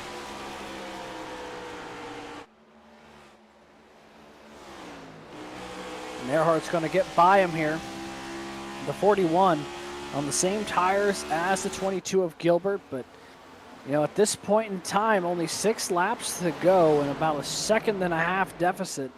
It's going to be a really tall order for the 41 to try to reel in Travis Gilbert. He has just been so fast tonight. But we see here Forget trying to hold on to 4th. Diaz, Caleb Gilbert, Tyler Harrison, all trying to find their way around the 19 here and capitalize on their fresher tires. I'm really impressed, though. Alex Forget, he is about 10 lap older tires as we hit 5 to go at the line. He's held on to this position. What I'm even more impressed with is Dakota Floyd. You could tack on another 10 laps on top of that. He's holding on to 3rd, and he has a pretty comfortable gap back to these guys outside of the top 3. Yeah, it was a good call there from the 57 to get that track position, gained a couple of spots, and may not net him the victory here tonight, but if he's able to hold on to it for about 5 more laps, could net him a podium when it's all said and done. On board here with Harrison, running 7th. But he has a lot of opportunities over these next couple laps to try to reel in those cars in front of him. He tries to get under the 26, got him in the corner. That almost was disastrous. It's shocking that the 26 didn't get pitched up into the fence there. Give him a little shot there out of the exit. He's going to give him another shot right here. I think he's getting a little impatient with the exit speed of the 26 car. I think they're both getting on to the radio a little bit to voice their respective frustrations with one another. And it is getting physical here with 3 laps to go. This is the battle for 6th. Meanwhile, just up ahead, Caleb Gilbert going to make the dive on Forget for 4th. Going to try to take that spot away. Oh, more contact here. I believe that's Ritchie and Burns going after Fike. The 9 back up to P8. The pole sitter about as high as he's run since that early contact. And now we've only got 2 laps to go here in Darlington. Go back here with Dakota Floyd. 54 of Caleb Gilbert has caught up to him. We're going to have one more time around. Can Caleb Gilbert get to the top 3? White flag is out. Presented by Erhardt Homes. Love where you live. Travis Gilbert. All he has to do is get around Darlington one more time, and he will be victorious. You can look back here with Floyd. They're fighting pretty hard for 3rd. Gilbert to the inside, and I think Gilbert is going to take over a podium position. Floyd fights back on the outside. Travis Gilbert is going to cross the stripe. Travis Gilbert adds another one to the win column. The 22 gets it done in the dominating performance, leading 102 of 147 laps here tonight. This was the dominant car all evening long, and by about 1/10 of a second, Caleb Gilbert nips Dakota Floyd at the line, and the 54 will put it on the final step of the podium here. Trevor Erhardt finishing runner-up. Oh, blow an engine for somebody. I think it's a 13 machine. And Al Likens pitches it into the fence here just south of the start-finish line. It's going to get towed. Don't really know what happened there, but the podium finisher's going to roll up for the post-race photo. And what a collection of paint schemes here tonight. Vet the Track, the old Sabco Racing throwback, and the TMNT machine. And Travis Gilbert now going to burn it down on the front stretch.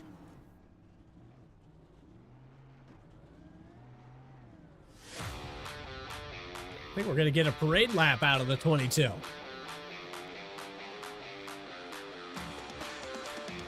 And the Polish victory lap for Travis Gilbert.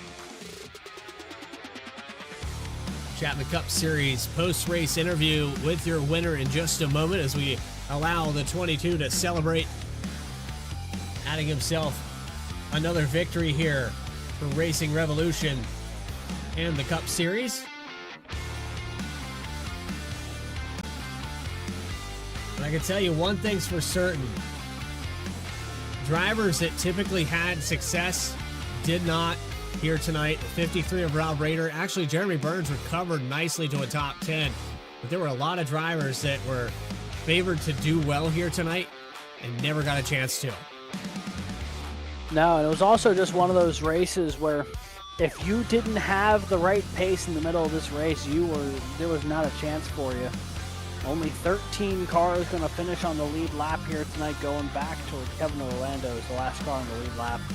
A number of cars multiple laps down, a number of cars out of this race early. The track too tough to tame claimed a few more here tonight. So we'll look for Travis Gilbert here in the number 22. Your race winner here tonight. Travis Gilbert, congratulations on 102 laps led. Fantastic drive all night long. Even when the strategies were played to put you behind the 8 ball, you figured out a way back to the lead. Appreciate it. Thank you. Yeah, I made a rookie mistake early in the race when that caution came out and thought I threw the race away right there. I took right side tires. I had already had all my strategy for, like, if the race went green like I had anticipated and hoped for. Didn't even think twice about checking for the tires coming down on that first pit stop after the first caution. I was surprised we all came down. I kind of was wondering if we would come because it was right there on the verge of making it on the to the stage there, and I just made a dumb mistake, and it just happened to pay out. I mean, dumb luck. Jeremy Burns had a bad race, unfortunately. I think he pitted twice before the stage there and got back in traffic, and it sounds like he got wrecked and some damage. So yeah, we played strategies, was out to 11-second lead, was just cruising, didn't really have too much going on. And then the cautions come out, and then it was time to earn the paycheck tonight. We go back to that stage win. We go back to how this race unfolded. Caution plague to start stage one, but then it cleaned up. We had a long green flag run. So even though you said it was dumb luck that got you the stage win, you still proved that you deserved to be in that position, because every opportunity you had to lose that spot or give it up, you drove away from this field. Yeah, I told Tay McDonald and I told Kyle Diaz after Sunday in my Icon Series league race after losing a heartbreaker over there. I sped down pit road on the first stage and had to come back not once but twice through the front, back to the front, and took the lead with like 28 laps to go. 18 laps, the caution came out and I got wrecked after that. So I told them boys that this car from Racing for Freedom, this Vetatrack Ford Mustang, number 22 is just, it was on rails on Sunday and it was on rails on today. And I have to thank them guys. We've been practicing, Tay McDonald, Ray Lane, Kyle Diaz. You know, we've been putting in the work, and I really appreciate them because the performance has really been there. Sometimes we have dumb luck and bad accidents. You know, I think Justice said something about I look like what Carson Hocevar would look like in a 9 car. So that kind of fueled me a little bit. Not that I really care what anybody thinks about me, because I know I'm a proven winner and everything like that. But I wanted to run a clean race. I wanted Darlington. This track has owed me and Racing Revolution for so many years now, and it's really great to get this monkey off my back, especially so early in the season. Well, Travis, congratulations on that victory. I know you capitalized on some of these other guys that have had success previous seasons, and you find yourself on top. Anybody you want to shout out while we have you in the booth? Oh yeah, my mom, Louise, she's always watching and I really appreciate her. My nephews, Branson and Tristan, my sister Macy, Trent, her husband. My nephew Lucas, he's such a big fan. He thinks every track he goes to, he thinks in real life, he thinks all of them are me at the dirt track. So I love him to death. I appreciate him. My friends Terry and Tweet, they are so supportive. They watch every race and they're here for me up on the ups and the downs. And you know, he went through bladder cancer and they've gotten to get back out and travel the country. So God bless them and really appreciate them. And Ray, appreciate you, brother, man. I know you're not over here in this series as much as you want to be, man, but he puts in the work. He was our session before this. He was putting in the work with us. Matter of fact, he was putting me in dirty air so I could learn what I needed to do because he's so fast that if I can pass him or stay with him, I believe I can beat anybody. So really appreciate him. Tay McDonald, he's been working with me on the Sunday League, and Kyle Diaz is always down for everything. So and then there's Vet the Track. You see it on the sponsor on the side. I didn't run a throwback. I wanted to get these guys in victory lane. Jim Whittam, everything he does for veterans. I run the 22 because 22 veterans commit suicide a day. That's 22 way too many, so trying to bring awareness to it. That's why the deck lid says battling PTSD one lap at a time. Just so appreciative. Thank you to Rob, Grant, Nick, Kevin, Justice, Trevor, both Keith and Erhardt for everything that this league does, all the racers.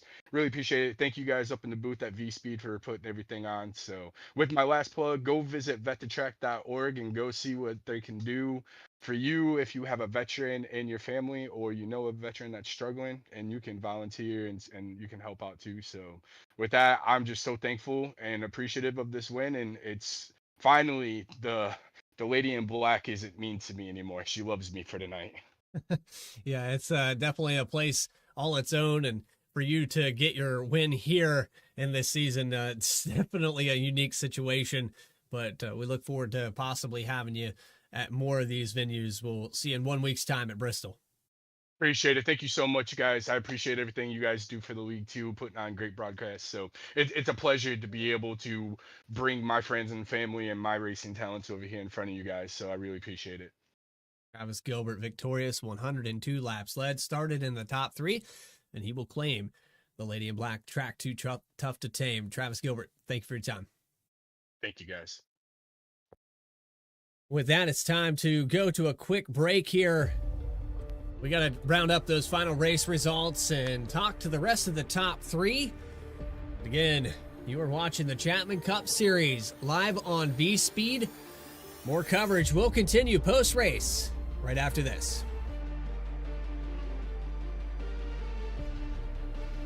Chapman's been around for 32, almost 33 years. It's a great company. We've built it from 10 people not all that long ago to 32 people today. We continue to grow. We're hiring people all the time. If there's one thing that I could do, like before my time is up at Chapman, it is making sure that we've built a company that will stand the test of time. And my goal as the current owner of the company, or one of the owners of the company, is to ensure that we can pass the ownership of the organization on to the next generation of people coming up the ranks today.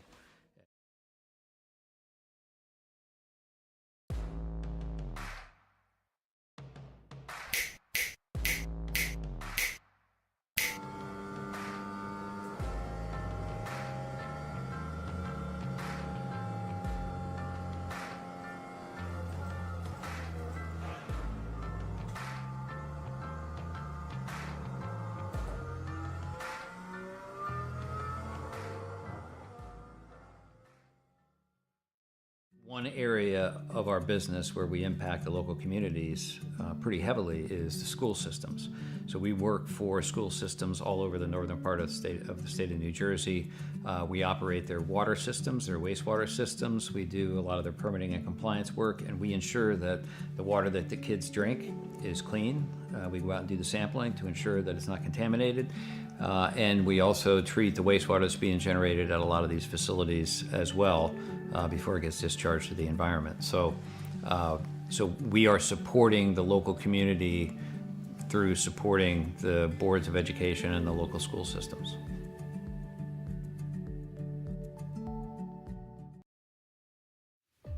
Welcome back here to our coverage of the Chapman Cup Series live on V-Speed. They have concluded their 147 laps from the track too tough to tame. I gotta say, it put on a fantastic show, and again, a variety of everything in this next-gen Cup car. Following the schedule of the Real Life Cup Series, Travis Gilbert is victorious here today. He won the stage, he won the race, he had the most laps led, the trifecta for the 22. Final results up on your screen with 7 cautions, 18 lead changes. Trevor Erhardt will finish in second spot. Caleb Gilbert in third. We'll get a word with those drivers in just a moment. Dakota Floyd holds on for a top 5. And overall, I think that did help by staying out, but not the win that he wanted. He restarted there in those final 7 or so to go. Actually, I think it was 11 to go. And somehow we stayed green all the way through that. Dakota Floyd is going to finish 4th. Alex Forget-Berube is going to finish 5th position. Tyler Harrison 6th. That was a top 3 car for certain. Unfortunately, with the strategy and everyone coming down pit road, a lot of traffic, a lot of things going on. Jeremy Burns recovers his race to a 7th place finish. Kyle Diaz an 8th. Justin Ritchie 9th. And John Fike, a solid top 10 effort all day long.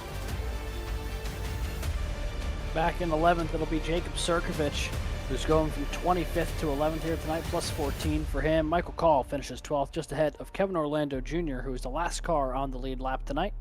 Chris Nail will bring it home 14th, just ahead of Michael Reed, who's up 19 positions here this evening. Dylan Picklesheimer will finish 16th, Grant Thorpe 17th, and Brandon Richardson will be the last car 1 lap down in the 18th position. Christopher Schaefer finishes 19th here tonight, 2 laps down, as does the 24 of Nick Alves in 20th. 21st is going to go to Trevor Keith. He was 2 laps down. Al Likens in 22nd. Justice Murphy 23rd. Joe Joya 24th. Kyle Stewart falls back to 25th. He was having a good day. Had a problem there about midway through the race. Morgan Cook, same. He had a problem within the last 10 laps. And so 26 for Morgan Cook, definitely had a top 10 finish underway. Michael Robinson will finish in the 27th position. And And then it's Christian Bresnak for 28th, Parker Johnson 29th, Daniel Holloway for your top 30. Four more cars to talk about. You have Grant Turner with an early exit here, 79 laps down. Michael Bennett also an early exit. Rob Rader, these guys got caught up in first stage incidents. And Carter Lenz in the 66. I don't even think he elected to grid here today, as he has more laps down than was physically possible here tonight. Sometimes you love ATVO. It's got its quirks. It's got its charms. It's definitely... It certainly does. Yeah, it makes With me a laugh mind of every its now own. and then. Mind of its own, for sure. Just hoping that it doesn't get mad at me and shut this computer down. I think at this point, though, it's time to round up the rest of our top three and get a chat here with Trevor Erhardt. So I'm going to catch up with him down on pit road. Trevor Erhardt, is Bradley Cooper and Alex Gagnon in the V-Speed booth. Do you got a copy with us? I do, guys. It's been a long time since I've talked to y'all. Well, we've been saying Erhardt Holmes quite a bit here for the white flag, and you've been up in the top 10 quite a lot this season, but just bringing it home. Seal the deal, Trevor. Finally get it done tonight. Yeah, it's been a good start to the season for me. Last year was really rough. This year it's been focused on, getting back to grips with the car, figuring out how to drive it a little bit more consistently. I think it's paid off, and Darlington's a really good test to test your ability to drive the car quickly and stay out of trouble, and we were able to do that tonight. I don't think I had anything for Travis there at the end of that with that final restart. He got through the traffic so well. I was not gonna lie, I was pretty content to just come home in second and call it a night. Well, I got to shout out the Bell South paint scheme with the black rifle spin on it. You don't see that too often. And the old Joe Nemechek throwback. I know that maybe some of these guys race a paint scheme for a specific reason. Was there any reason behind this paint scheme, or was it just about, hey, I drive the 41, why not? So it was a last minute thing for me tonight to go with a throwback paint scheme. I know the guys in the Discord have been talking about it for a week or so, and I just hadn't got around to asking my painter. I knew he was busy, and so I just went on Trading Paints, found me the throwback scheme that kind of had the same sponsorship as I normally run. And it's a great paint scheme. I mean, that Bell South Joe Nemechek paint scheme is pretty iconic, and it just so happened to have the black rifle on the side of it. And here we are bringing my favorite coffee brand home second tonight. Well, on top of that, Trevor, you were able to lead 14 laps. You put yourself in a couple situations where, had it gone green there, maybe got the stage win. I know that there was a lot of flipping and flopping for stage one on who was going to do what, and you guys just a little bit behind there on the strategy, but recovered nicely in the second stage. Yeah, I didn't know what to do. We got that first caution so early, and I took a gamble and stayed out. I wanted to get a lap led and just kind of banked on there being a caution after about 10 or so laps, and it worked out. I don't quite remember where we finished in the stage, but got back up there, I think third or second, somewhere in there. And then, after that, it was just about saving. I kind of figured we'd get a long green flag run, so it was just about taking care of the tires. Was able to run with Tyler there for second and third for a majority of that second half of the race. And he and I had a pretty good battle for that second place position. I mean, Travis, I got to give hats off to him. I mean, he ran a masterful race. He was, by far, I think, the quickest driver all night long. So hats off to him for the win. But had a fun time battling with Tyler and those guys for second and third the majority of the night. And pit strategy worked out for us. 2-tire call and getting through traffic there pretty quickly on the final restart worked out. And we're going to take the second place and go on to Bristol.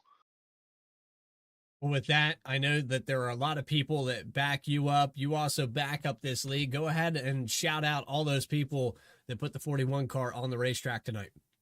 I got to shout out my mom and dad first and foremost for bringing us the Erhardt Home White Flag sponsorship and for them tuning in every night. So big shout out to them. They've been supporting the league for pretty much since its inception. So they're a big part of this. My grandparents down in Houston, they tune in every Wednesday night. They haven't got to hear me speak to y'all in a long time. So guys, thank y'all for watching week in, week out. Love y'all. Hope y'all have a great night.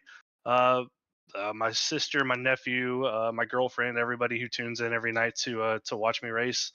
guys, we finally got to talk to the V-Speed guys after a long time.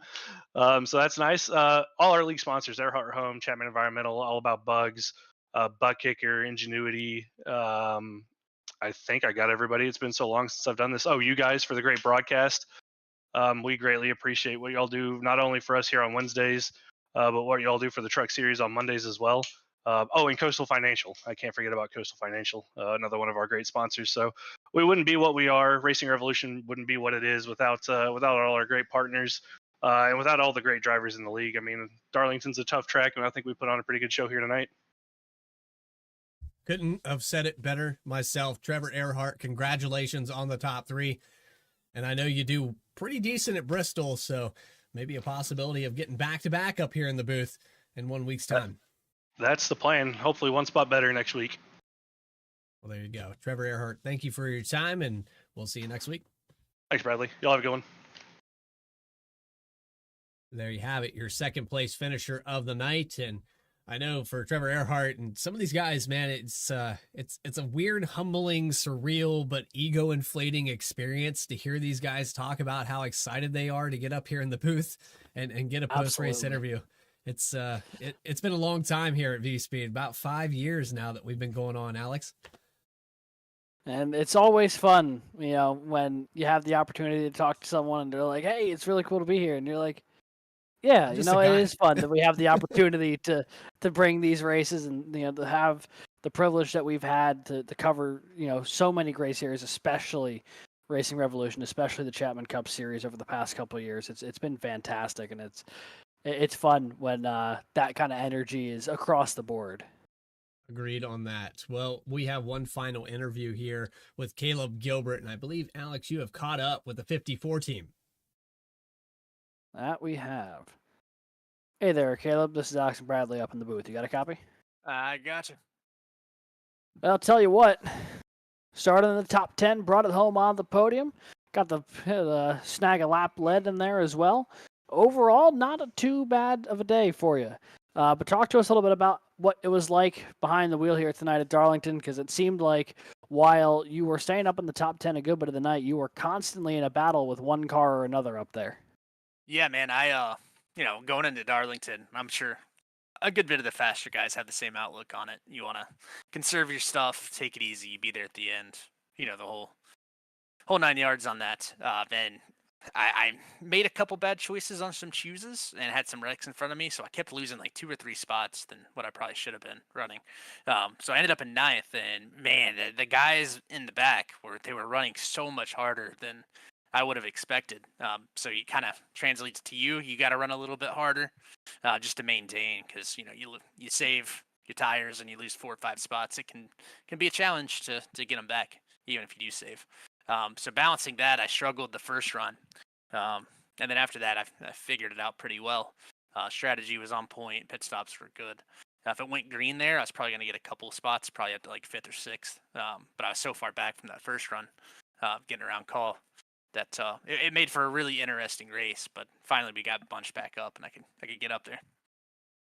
And once you started getting up there, started picking them off one by one, and on screen right now, we're watching your last couple lap battle here with Dakota Floyd to try to snag that third and final spot on the podium.